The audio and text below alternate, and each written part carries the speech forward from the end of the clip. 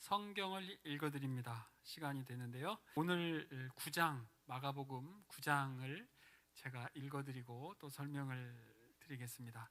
첫 번째는 예수님의 변화되시는 모습 잘 아시죠? 변화산 사건이라고도 얘기도 하고 변모하시는 모습인데, 예수님께서 이 땅에 사람의 몸으로 오셨잖아요. 그런데 신비롭게 그 산에서 정말 신비로운 모습으로 변화되는 것을 제자들이 3명이 목격하고 그 내용을 지금 기록해 놓은 부분입니다. 아마 예수님께서 그렇게 변화하신다라고 하는 것을 살짝 보여주신 거죠. 부활 이후에 예수님께서 변화하시잖아요. 9장 1절, 또 그들에게 이르시되 내가 진실로 너희에게 이르노니 여기 섰는 사람 중에는 죽기 전에 하나님의 나라가 권능으로 임하는 것을 볼 자들도 있느니라 하시니라. 여기 뭐 다 이해돼요. 그런데 죽기 전에 하나님의 나라가 권능으로 임하는 것, 이게 뭘까? 이 생에 살 때 하나님의 나라를 경험할 사람도 있다, 이제 이런 의미로 볼 수 있어요. 굉장히 그 영광스러운 장면을 놀랍게도 볼 수 있다라고 하는 예견적 그런 말씀을 하시는 거고, 이어지는 변화산 사건에서 사실 그 내용이 이제 일부 체험이 되잖아요. 자, 엿새 후에라고 해서 이제 바로 이어져요. 예수께서 베드로와 야고보와 요한 이 3명의 제자, 핵심 제자죠. 그 3명을 데리시고 따로 높은 산에 올라가셨더니, 그 산이 어떤 산인지 그건 사실상 크게 중요치는 않죠. 그 산에 올라가셨더니 그들 앞에서 변형되사 그곳이 광채가 나며 세상에서 빨래하는 자가 그렇게 희게 할 수 없을 만큼 매우 희어졌더라. 가장 희어진 상태, 천상의 존재로 표현되는, 또 옷을 통해서 그것이 이제 표출이 되도록 보여주고 있어요.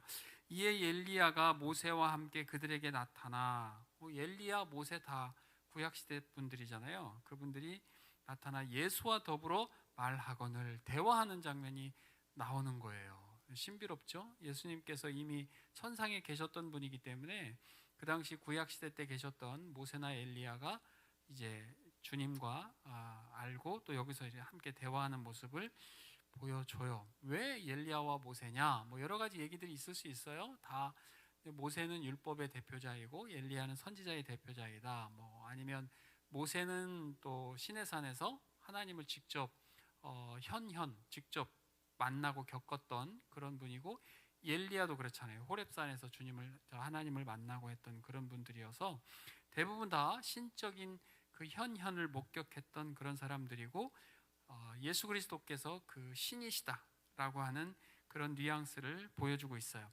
5절, 베드로가 예수께 고하되 랍비여. 베드로가 이제 성격이 조금 충동적이잖아요.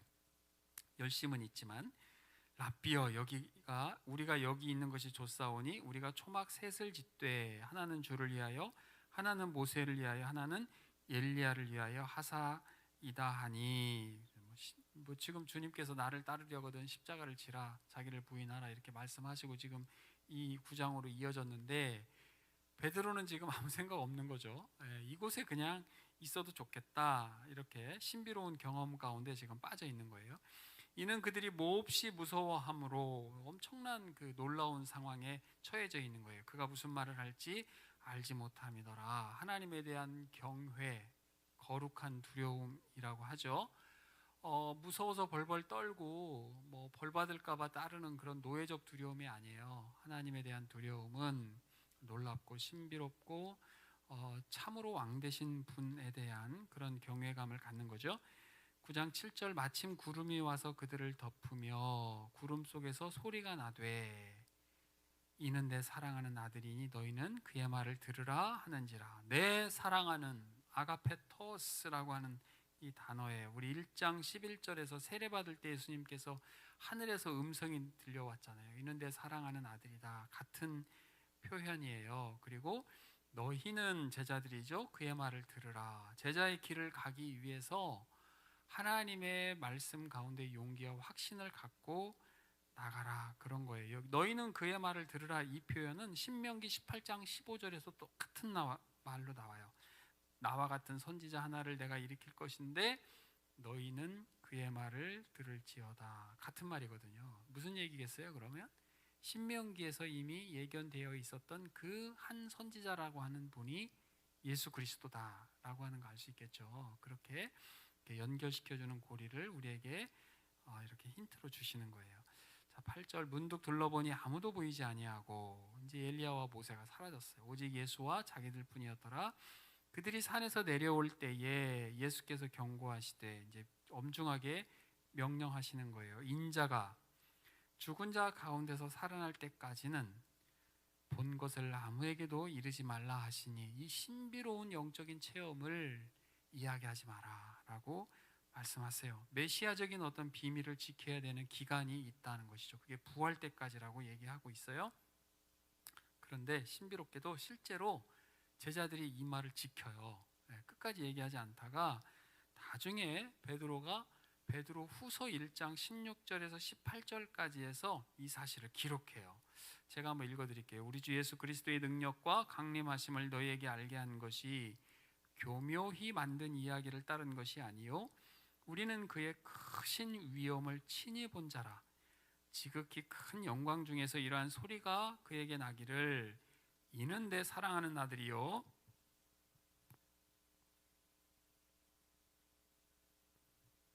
내 기뻐하는 자라 하실 때에 그가 하나님 아버지께 존귀와 영광을 받으셨느니라. 이 소리는 우리가 그와 함께 거룩한 산에 있을 때에 하늘로부터 난 것을 들은 것이라. 이렇게 베드로후서에 나중에 기록하죠.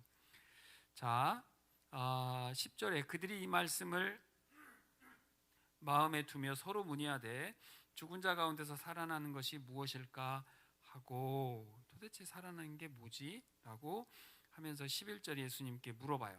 이에 예수께 묻자와 이르되 어찌하여 서기관들이 엘리야가 먼저 와야 하리라 하나이까? 죄송합니다.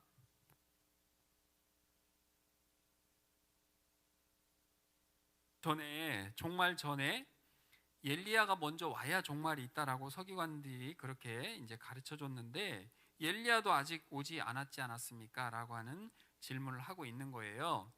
그러니까 12절에 이르시되 엘리야가 과연 먼저 와서 모든 것을 회복하거니와. 이게 이제 우리말 번역이 약간 좀 이해하기 어려운데 이게 무슨 뜻이냐면요, 엘리야가 먼저 오긴 왔어. 그런데 그 엘리야가 와서 모든 거 다 회복됐니? 아니잖아.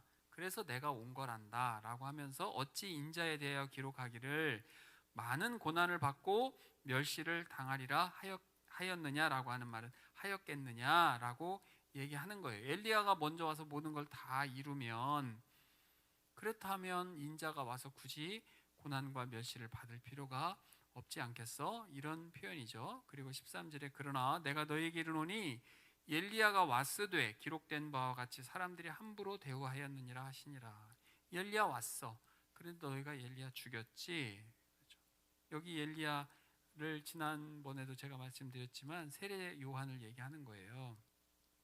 그래서 엘리야가 한 사역은 거기까지고 그 다음 사역은 예수님께서 완성해 가신다. 그런데 그 길이 사실상 고난의 길이다라고 설명하고 있어요. 그리고 이제 산에서 내려오세요. 14절부터 이에 그들이 제자들에게 와서 보니, 이제 그 밑에 9명의 제자들하고 함께하는 무리들이 있지 않았겠어요?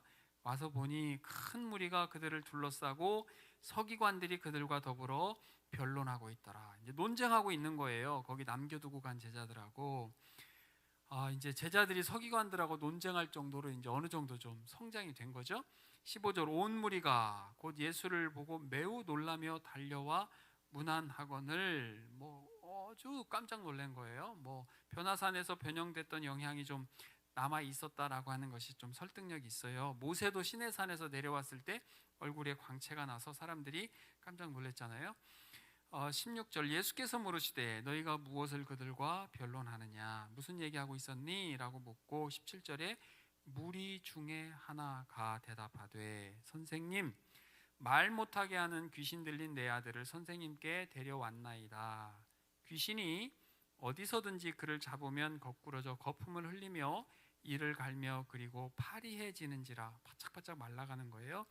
내가 선생님의 제자들에게 내쫓아달라 하였으나 그들이 능히 하지 못하더이다.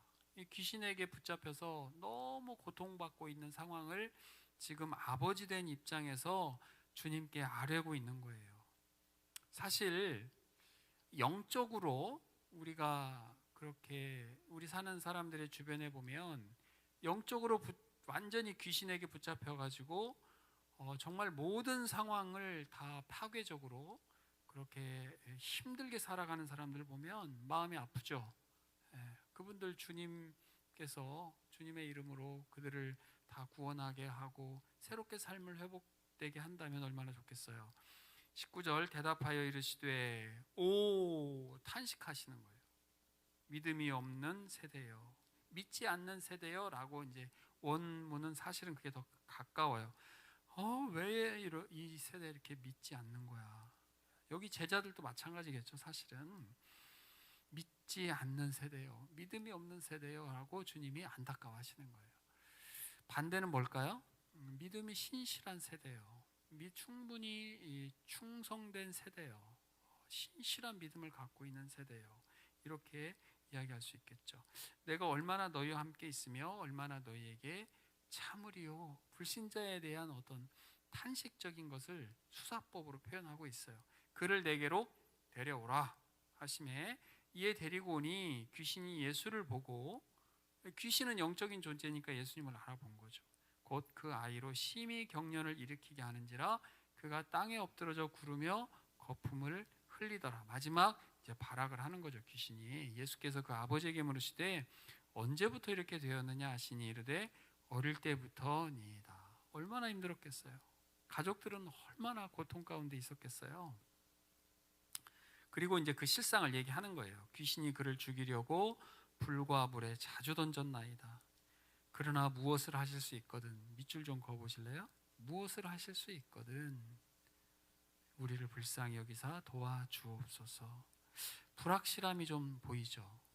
당신이 예수 많은 기적을 베풀었다고 하는데 그게 과연 우리 아이 또 나에게도 그대로 똑같이 신실함이, 확실함이 그게 정말 전달될까 하는 불확실함 가운데에서 얘기하는 거예요.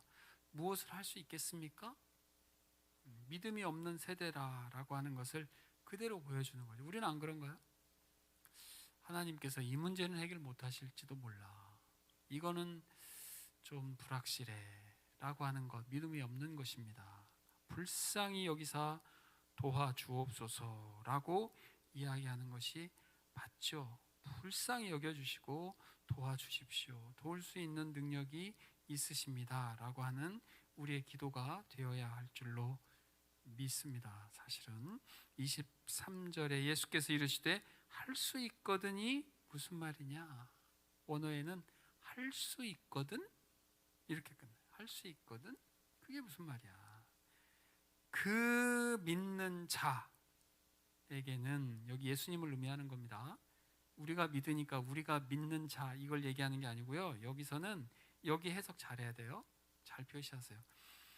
예수께서 이르시되 할 수 있거든, 네가 믿는다라고 하는 그 믿는 자에게는 능히 하지 못할 일이 없느니라 하시니 라고 얘기하는 거예요. 그러니까 그 믿어야 될 대상이 예수님이라는 거죠.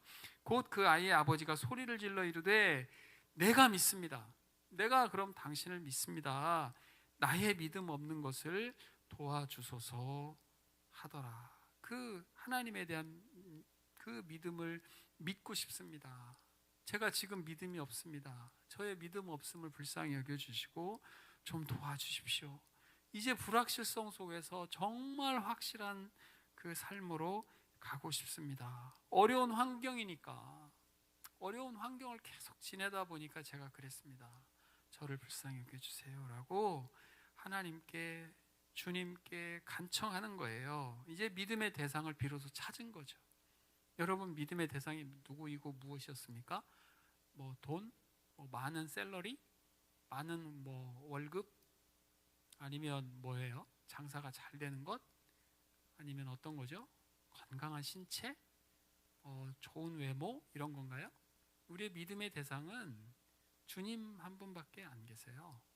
우리가 주님을 믿는 그 믿음, 그 신실한 믿음, 우리는 정말 뭐 드라마틱하게 뭔가 막 펼쳐지고 이런 것들을 우리는 더 쫓아가기를 원하고 그런 것들이 더 그리워할 수도 있지 모르겠지만 우리는 늘 주님을 신실하게 믿고 하루하루 신실하게 신실하게 주님 주시는 그 일상의 은혜 가운데 우리가 살아가는 거죠. 그게 믿음 있음이에요. 믿음 없음이 아니라 믿음 있음인 거죠.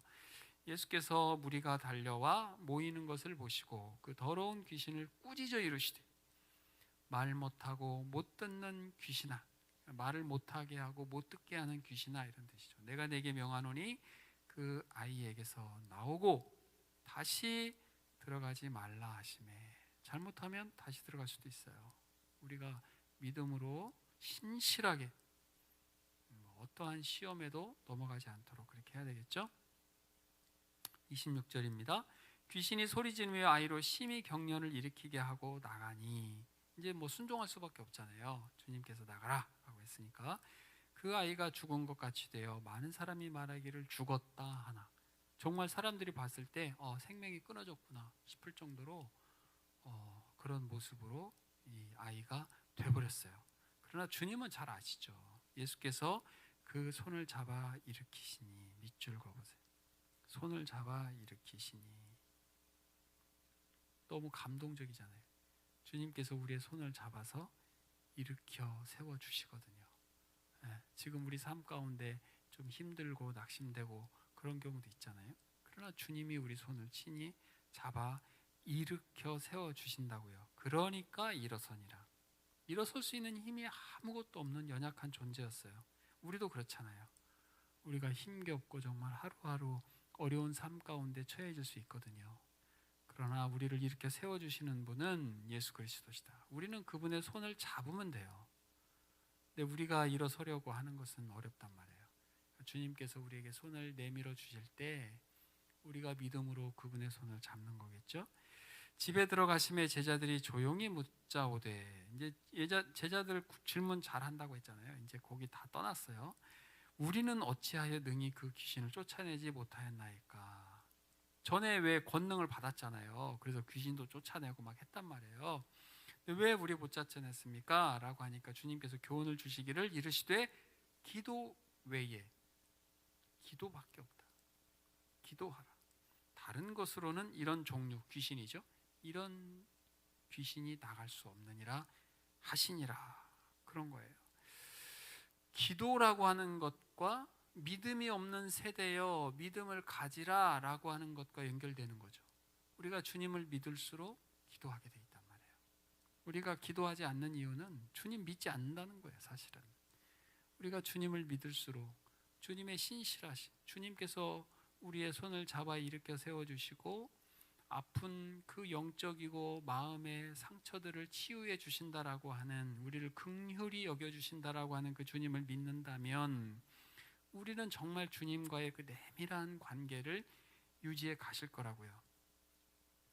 그곳을 떠나 갈릴리 가운데로 지날새 예수께서 아무에게도 알리고자 아니하시니 이는 제자들을 가르치시며 또 인자가 사람들의 손에 넘겨져 죽음을 위한 넘겨짐이에요.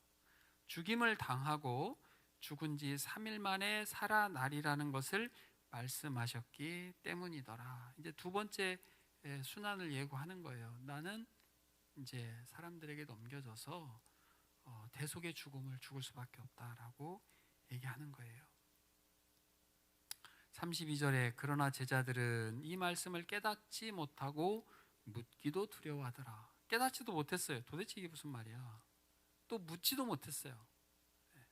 두려워서 가버나움에 이르러 집에 계실새 제자들에게 물으시되 너희가 길에서 서로 토론한 것이 무엇이냐. 토론으로 됐지만 원어에는 논쟁이에요. 논쟁. 서로 막 갑론을 막 디베이트 한 것 같아요.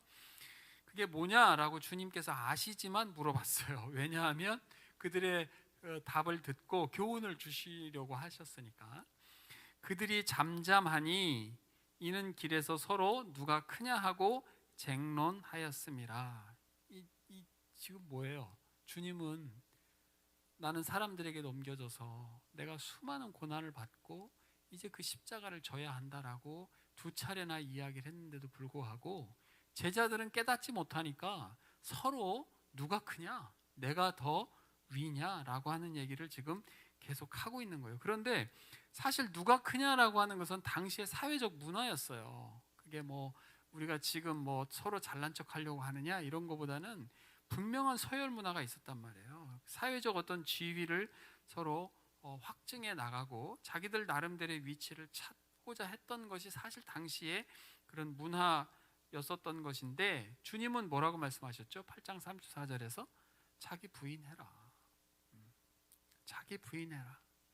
하나님 일 먼저 생각하고 겸손하게 자신을 낮춰라 라고 말씀을 하셨음에도 제자들은 여전히 누가 크냐라고 지금 계속 뭐 내가 전이 먼저야, 내가 먼저 어느 위치에 왔어 라고 하는 뭐 여러 가지 근거를 가지고 내가 뭐 돈 더 많이 냈어 뭐 이런 것도 있겠죠. 예수께서 앉으사 12 제자를 불러서 이르시되 다 너희들이 이쪽으로 와봐라 라고 다 부르셨어요. 누구든지 첫째가 되고자 하면 뭇 사람의 끝이 되며. 너희가 정말 리더가 되고 싶니? 너가 정말 큰 사람이 되고 싶고 너가 정말 그렇게 훌륭한 사람이 되고 싶니? 그러면 가장 마지막에 끝사람이 되라. 가장 겸손한 자리에 있어라. 그리고 조금 더 구체화시켜요. 뭇 사람을 섬기는 자가 되어야 하리라 하시고, 뭇 사람, 많은 사람들을 섬기라. 여기 섬긴다라는 말은요, 식탁에서 시중 드는 거예요. 식탁에서 뭐 물 좀 가져오세요. 뭐 바닥에 뭐 숟가락을 떨어뜨렸어요. 숟가락 다 줍고 음식물 다 치우고, 다 그렇게 시중 드는 그런 마음으로 다른 사람들을 섬기라라고 이야기하는 거예요. 그것이 하나님 나라의 방식이다. 세상 나라는 서열을 정하고 누가 큰지를 이야기할지 모르겠지만 하나님 나라의 방식에서는 그것이 올바른 것이다. 섬겨주라. 뒤에 있어라 라고 얘기하는 거예요. 그리고 예를 들어서 설명하실 때 어린아이 하나를 데려다가 그들 가운데 세우시고 안으시며 제자들에게 이르시되, 당시 어린아이는요 아주 하찮게 여겼던 문화였어요. 뭐 가치 없는 것으로, 경제적인 것도 뭐 아무것도 없잖아요. 무가치한 존재로 여겼었는데 37절에서 가르쳐 주세요. 누구든지 내 이름으로 이런 어린아이 하나를 영접하면, 받아들이면, 품어주면 곧 나를 영접함이요. 그것이 곧 예수 그리스도를 영접하는 것이다. 누구든지 나를 영접하면, 예수 그리스도를 영접한다면 나를 영접하는 것이 아니요, 영접함이 아니요 나를 보내시니 하나님 아버지죠. 하나님을 받아들이는 것이다, 영접하는 것이다 라고 얘기하는 거예요. 여기 누구든지 내 이름으로 라고 하는 내 이름으로, 이 아주 깊은 의미죠.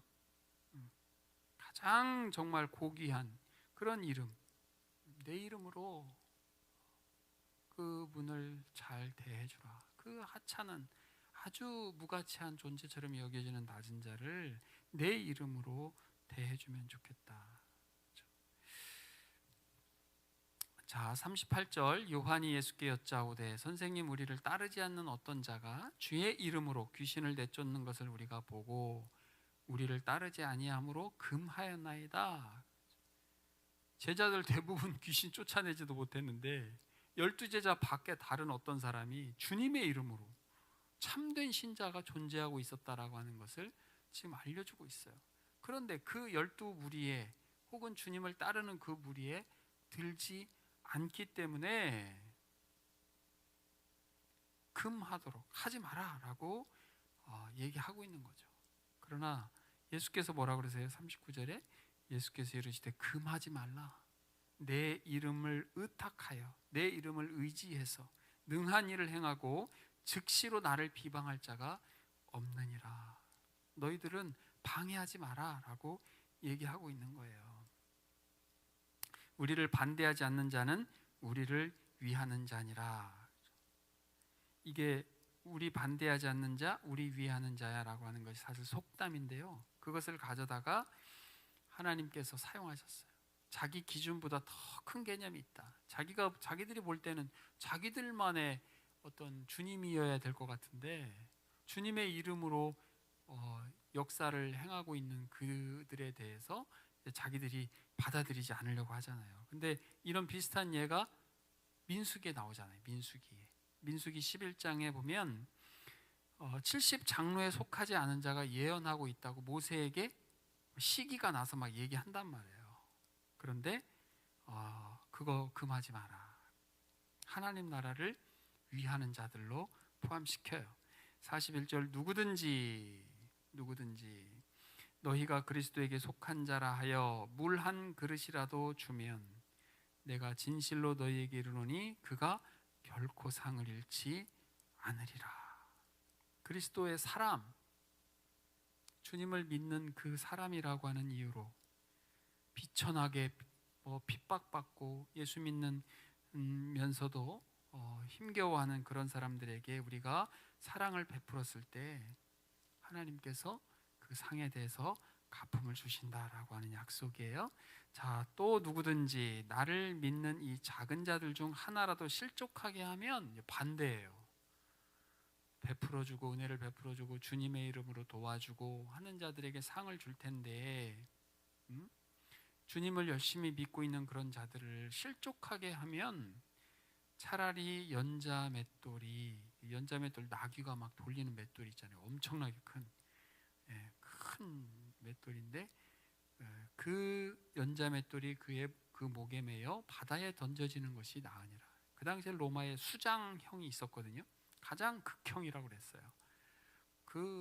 전혀 빠져나올 수 없도록 엄청나게 큰 연자맷돌 같은 그 크게 돌덩어리에다가 사람을 묶어서 바다에 이제 수장시키는 것이죠. 그 정도로 이것은 엄한 벌을 받을 수 있다. 여러분, 우리 기독교의 정말 핵심적인 거 아니겠어요? 우리가 작은 자, 연약한 자, 모든 사람들이 무시하는 그런 사람들 우리가 존중하게 여겨야 된다는 가르침이에요. 만일 내 손이 너를 범죄하게 하거든 찍어버리라. 장애인으로 영생에 들어가는 것이 두 손을 가지고 지옥 곧 꺼지지 않는 불에 들어가는 것보다 나으니라.